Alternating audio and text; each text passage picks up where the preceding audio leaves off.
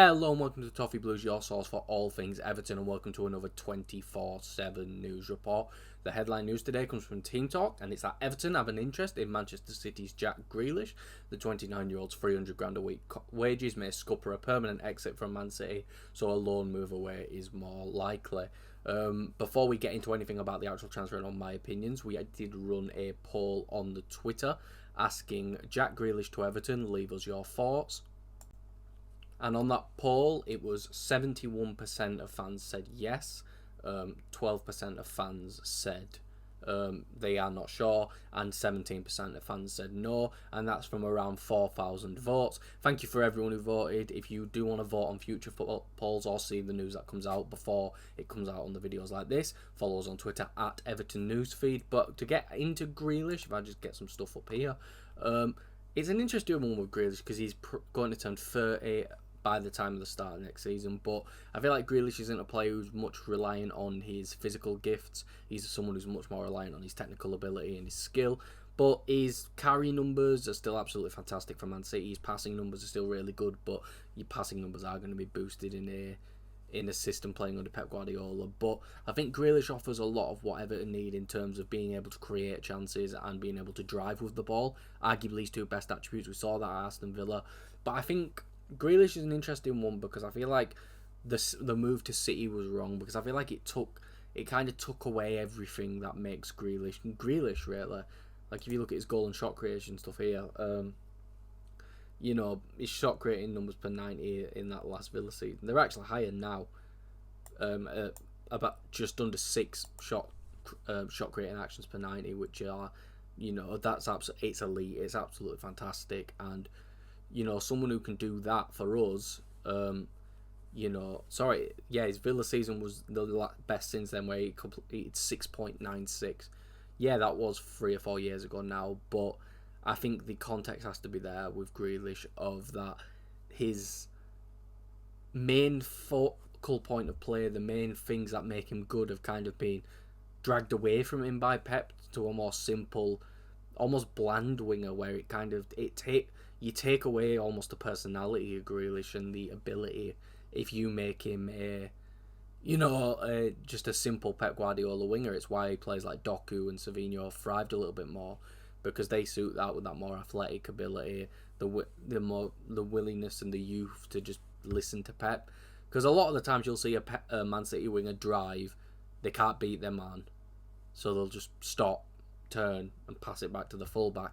Grealish is someone who I think is much more suited taking someone on, and being able to win fouls and then help with set pieces. And I think if we can get a proper set piece coach in, then that'd be really good, because if the delivery's there, you're gonna win 2 or 3 fouls a game from Grealish, almost guaranteed. So I think if it can be a similar situation to the Sancho deal, where we're playing a minimal amount of his wages and it's more of we're just sending him out on loan to get him on the shop window sort of thing, then I definitely think Grealish should be looked at. I think he's still a fantastic player who could definitely still play at a European level for a top team. I just think it's unfortunate that his City career's kind of gone this way. I think he was really good in the treble season for them, but ever since they brought in Savinho and Doku and players of that mould, he's kind of fell out of favour, because I don't think he's as athletic as a winger as Pep Guardiola likes.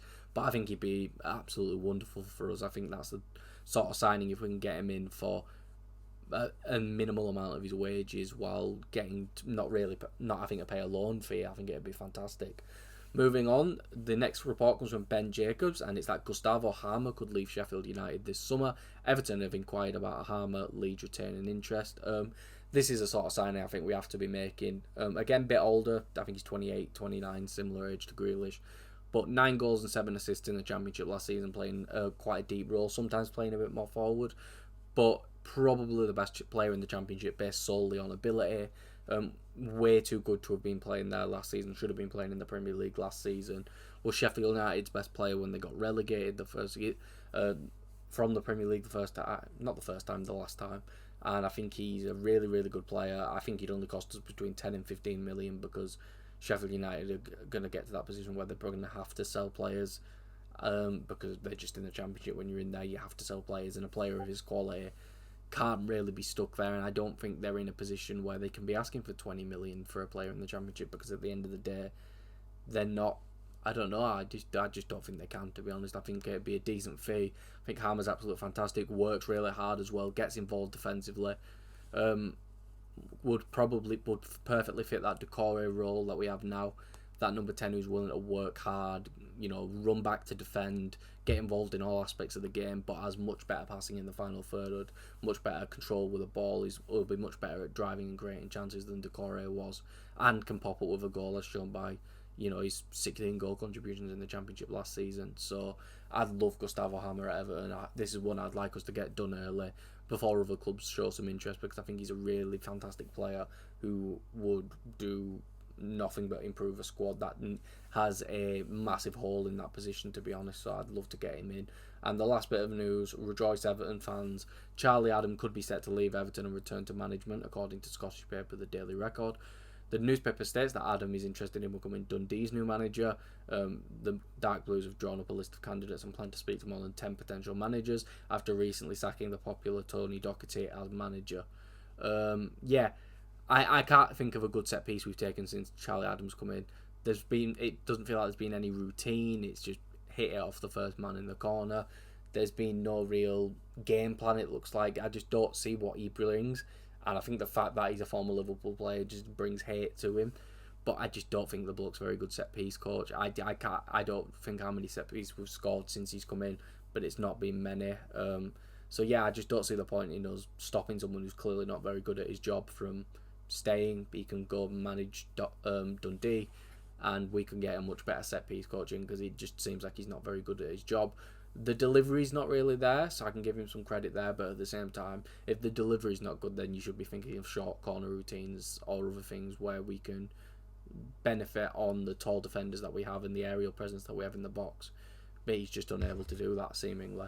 And the last bit of news today, it comes from Soyletica on Twitter, but this was tweeted by, I believe it was Paul Joyce. Is that Everton expect to complete a deal for Charlie Alcaraz by May the 31st. Talks with Brazilian side Flamengo progressing for a fee of around £12.6 million. Absolute bargain. Charlie's been fantastic since he's come in, and I think this is one we have to get done.